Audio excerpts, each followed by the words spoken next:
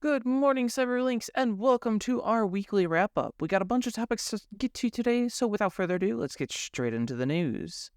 This week, we saw an update from Patreon to new features coming to the platform. For those who don't know, Patreon was a service created back in 2013 with the primary focus on allowing content creators on different platforms to sell their content for money. The service has gained a lot of attention from content creators, specifically on YouTube, but not exclusively, with nearly 3 million monthly users of the service. It does make sense to a certain degree that Patreon would want to start expanding their programs and starting to move into the free tier. What this free tier will actually allow content creators to do is sell directly to viewers without the need of signing up for a monthly fee, as well as giving away free content. The new update will allow creators to, quote, share publicly available content like text posts, videos, or podcasts, and will have access to Patreon's suite of tools, including native video hosting and analytics. End quote. This move to allowing all of this is actually really cool, to be honest. Allowing this free content to be allowed on the platform has Patreon becoming more and more like YouTube, actually, which might be good with a little bit more competition for the platform. It definitely will be interesting to see how creators react to this feature and if anyone will actually take advantage of it. Nintendo this week held their Nintendo Direct for the summer, basically their replacement for not being at E3, and announced some amazing new updates as well as new game launches we actually didn't know about.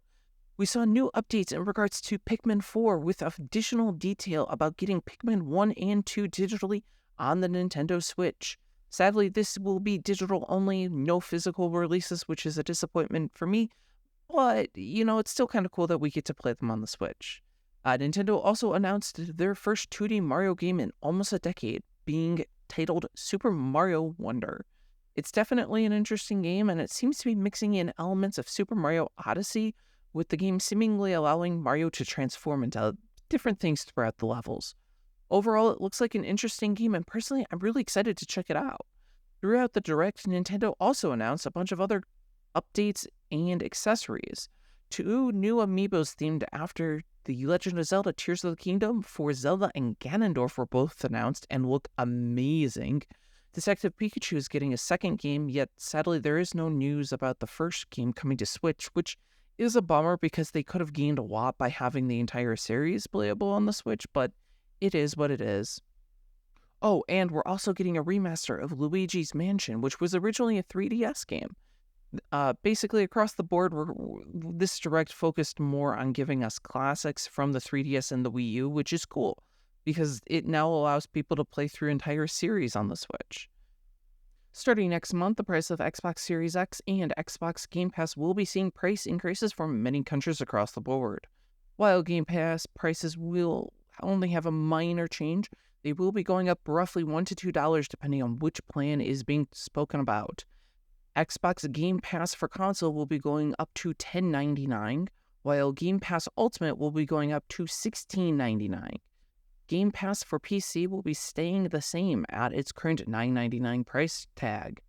Consoles are also going to be going up in price. The Xbox Series S will remain at its current $299 price tag for the white 512GB model and $349 for their black 1TB model, but the Xbox Series X will be getting a price increase.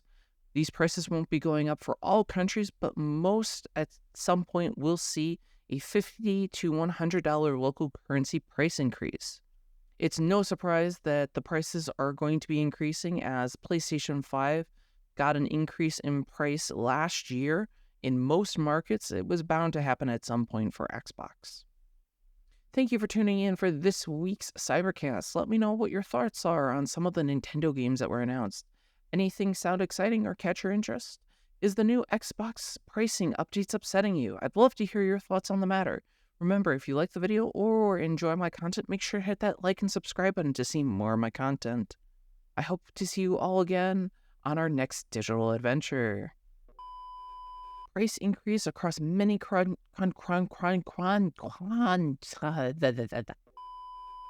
Xbox Game Pass will only be seeing minor changes, about an extra $1 to $2 per console, and for Xbox Game Pass Ultimate, there will go. starting next month.